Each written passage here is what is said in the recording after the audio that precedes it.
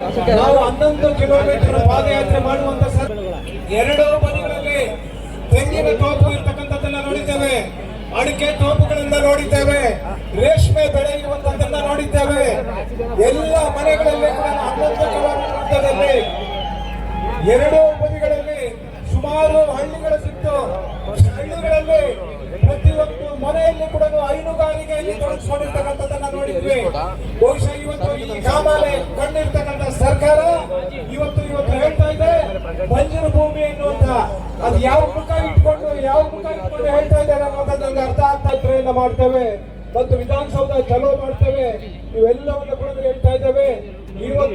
ಇವತ್ತು ಪೊಲೀಸರನ್ನ ಇಟ್ಕೊಂಡು ಇವತ್ತು ಬ್ಯಾರಿಕೇಡ್ಗಳನ್ನ ಹಾಕುವಂತದ್ದು, ಇವತ್ತು ನಮ್ಮನ್ನೆಲ್ಲ ತಡೆಗಟ್ಟುವಂಥದ್ದು.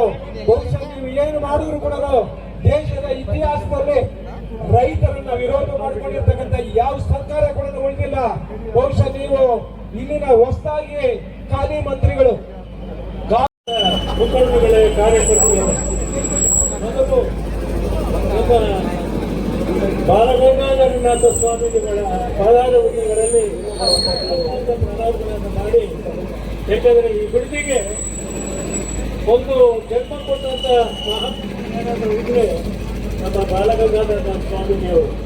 ಅವರಿಂದಲೇ ಈ ಬಿಡದಿಗೆ ಒಂದು ಸ್ಥಾನಮಾನ ಸಿಕ್ತು. 1993-94ರಲ್ಲಿ ಮಾಜಿ ಪ್ರಧಾನಿ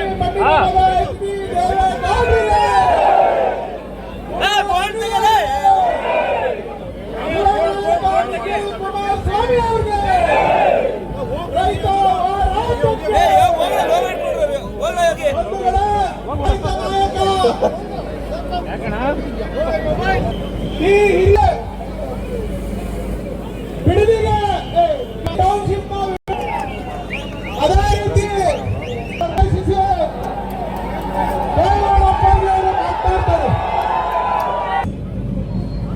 ನಾನು ಬಿಡದಿಯ ಮುಖ್ಯಮಂತ್ರಿನೂ ಆಗಿ ಪ್ರಧಾನಮಂತ್ರಿನೂ ಆಗಿ ಅದೇ ಹಿನ್ನೆಲೆಗೆ ಬಿಡದಿ ಗೋರಣ್ಣವ್ರನ್ನ ಅವತ್ತು MLC ಮಾಡಿದ್ರು. ಅಷ್ಟೇ ಅಲ್ಲ, ರೈಲ್ವೆ ರಿಕ್ರೂಟ್ಮೆಂಟ್ ಬೋರ್ಡ್ ಅಧ್ಯಕ್ಷರನ್ನು ರಾಮನಗರದ ಒಬ್ಬ ಮುಖಂಡರಿಗೆ ನಾನೇ ಅವತ್ತು ನೇಮಕ ಮಾಡಿದೆ. ಈ ಹಳೆಯ ವಿಷಯಗಳನ್ನ ನಾನು ನೆನೆಸ್ಬಿಡ್ತೇನೆ. ಇವತ್ತು ಒಬ್ಬ ಮುಖ್ಯಮಂತ್ರಿ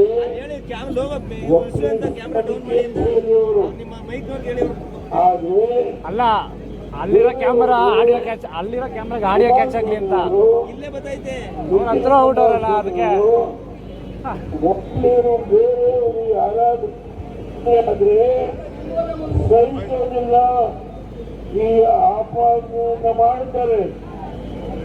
ನಾವು ದಯಮಾಡಿ ನಿಧಾನವಾಗಿ ಕೇಳಬೇಕು. ನಮಗೆ ಯಾರೇ ಮುಖ್ಯಮಂತ್ರಿಗಳಾದ್ರೂ ಒಳ್ಳೆಯ ಕೆಲಸವನ್ನು ಮಾಡಿದ್ರೆ ಅವ್ರಿಗೆ ನಾವು ಬೆಂಬಲಿಸ್ತೇವೆ. ಈಗ ಸಿದ್ದರಾಮಯ್ಯರು 16 ಬಜೆಟ್ ಇಟ್ಟು ನಾವೇನು ಒಂದು ಮಾತಾಡ್ತೀವಿ. ನಾನು ಒಂದು ಮಾತನಾಡಿಲ್ಲ, 16 ಬಜೆಟ್ ಇಟ್ಟು ನಾನೇನು ಮಾಡ್ತಾ ಇದ್ದೀನಿ. 40 ದಿನ ಆಗಿದೆ.